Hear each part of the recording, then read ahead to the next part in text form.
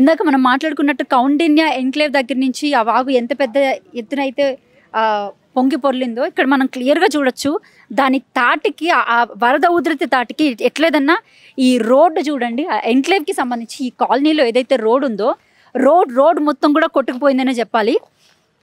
మొత్తం అంటే ఇటు కంకర్ రోడ్ అంతా కూడా కొట్టుకుపోయేంత వరద ఉధృతి ఉంది ప్రజెంట్.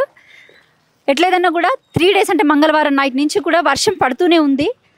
మనిషి అంటే దాదాపు 6 నుంచి 7 feet వరకు కూడా వర్షం ఇక్కడ వరద ఇక్కడ అంత పెద్ద ఎత్తున వచ్చిందని చెప్పేసి ఇక్కడ ఉన్నటువంటి స్థానికులు అయితే చెప్తున్నారు. రైట్, ఇంకొంచెం ముందుకెళ్ళి చూపించే ప్రయత్నం కూడా చేస్తాను. చూసుకున్నట్లయితే ఇదిగోండి ఎట్లేదన్నా కూడా మొత్తం ఎక్కడికక్కడ అన్నీ కొట్టుకుపోయి సగానికి సగం అంతా కూడా అంటే రోడ్ చూడండి అంటే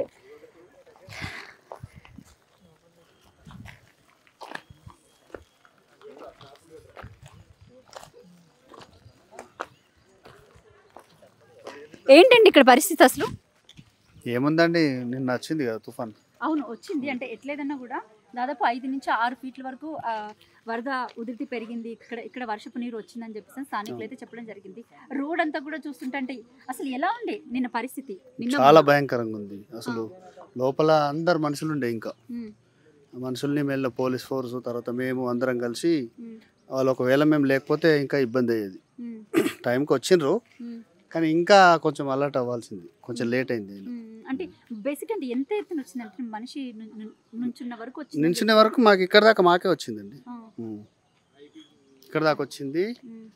ఇంకోటి ఏంటంటే ఇంకా కొంచెం ఇంకా అలర్ట్ కావాలి. అంటే సహాయక చర్యల్లో భాగంగా ఎవరైనా రాజకీయ నాయకులు కానీ లేకపోతే వీళ్ళు ఎవరైనా వచ్చి అట్లీస్ట్ పరామర్శించారా? లేదండి, నేనైతే చూడలేదు. మరి నేను వచ్చినప్పుడు అయితే ఎవరు లేరు. స్థానిక ఎమ్మెల్యే వెంకటరమణారెడ్డి ఏమైనా ఇప్పటి వరకు అంటే తెలుసుకోవడం కానీ అట్లీస్ట్? నాకు తెలియదండి ఆ విషయం. ఇంతవరకు అయితే నా దృష్టిలో అయితే ఎవరు రాలేదు. మొత్తానికైతే ఇక్కడైతే పరిస్థితి దారుణం నిన్న. రైట్, ఏం అసలు అంటే ఏంటి ఇక్కడ పరిస్థితి ఉండే చెప్పండి.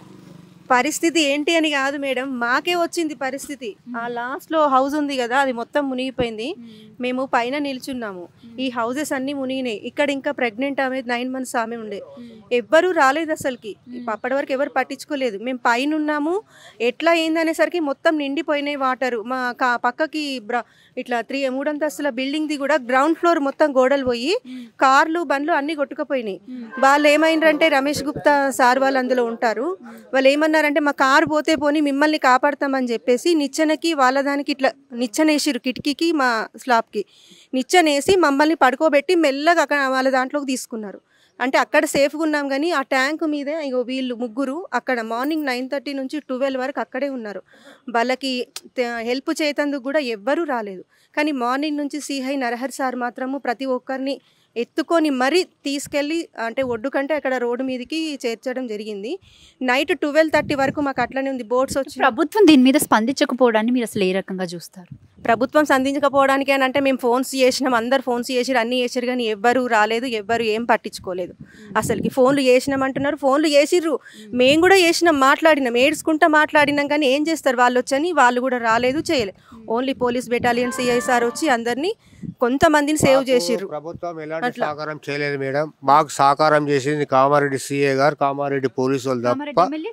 కామారెడ్డి ఎమ్మెల్యే కూడా waste MLA waste, Kamareddy MLA waste, Revanth Reddy waste, Shabbir Ali రాజకీయ నాయకులే వేస్ట్ మా దృష్టిలో.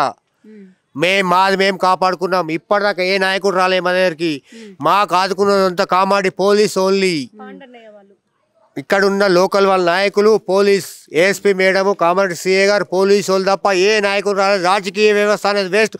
ఓట్ల కోసం రమ్మను నాయకులకు ఎమ్మెల్యే గారు అయినా, షబ్బీర్ రేవంత్ రెడ్డి అయినా సరే.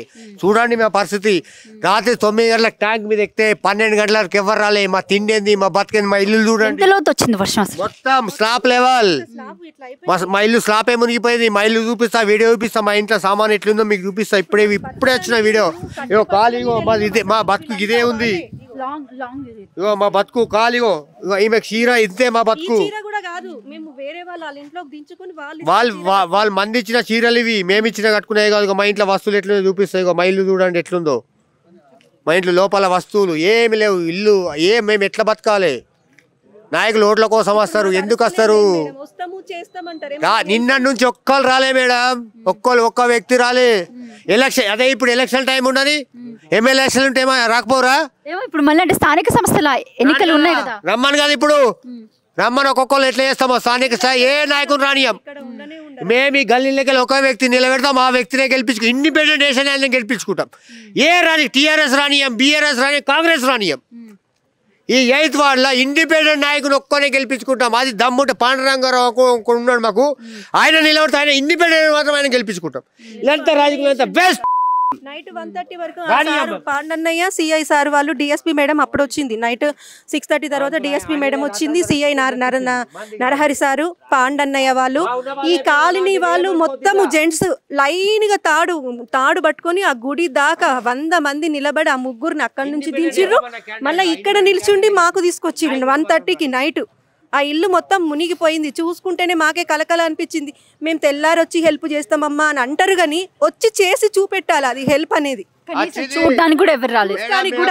సీతక్క గారు వచ్చారు అక్కడ రోడ్డు మీదకి వచ్చి, కానీ ఇక్కడ అయిన పరిస్థితి ఆ రోడ్డు మీద చూస్తే ఏమర్థం అవుతుంది? సీతక్క గారు వచ్చారు మేడం, నేను ఎక్కువ రిక్వెస్ట్ చేస్తున్నా. సీతక్క మేడం వచ్చారు, నాకు కలిసి ఏం చేశారు తెలుసా? ఒక పులిహోర ప్యాకెట్ 2 అరటిపళ్ళు ఇచ్చిపోయారు. అదా మా ఆస్తి అంటే మాకు తిండికి దిక్కులేక 2 అరటిపళ్ళు ఇచ్చిపోయిందా? మాకు 2 అరటిపళ్ళు పులిహోర ఇచ్చి మంచిగా ఉండండి అంటుంది. అంటే 2 అరటిపళ్ళు పులిహోర మాకు లేదా దిక్కు? మీరు అక్కడే ఉన్నారా సీతక్క?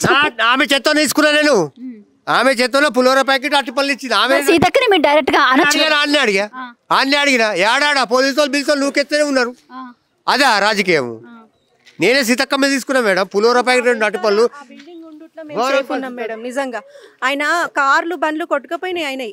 మాకు అవసరం లేదమ్మా, మీరు ముందు జాగ్రత్తగా ఇంట్లోకి రావాలని పాపం కిటికీ మొత్తము పలగొట్టేసి మమ్మల్ని సేఫ్ గా నిచ్చెన మీద, మీరు ఆల్రెడీ వీడియో చూసి ఉంటారు టీవీలలో, నిచ్చెన మీద మమ్మల్ని వాళ్ళ ఇంటికి తీసుకెళ్లి లంచ్ టిఫిన్ అన్ని ఏర్పాటు చేసి పెట్టిండు. మాకు ఆయన ఎంత హెల్ప్ చేసిండు, అసలు వాళ్ళకి మాత్రం ధన్యవాదాలు. మొత్తం వాళ్ళకే చెప్తున్నాం.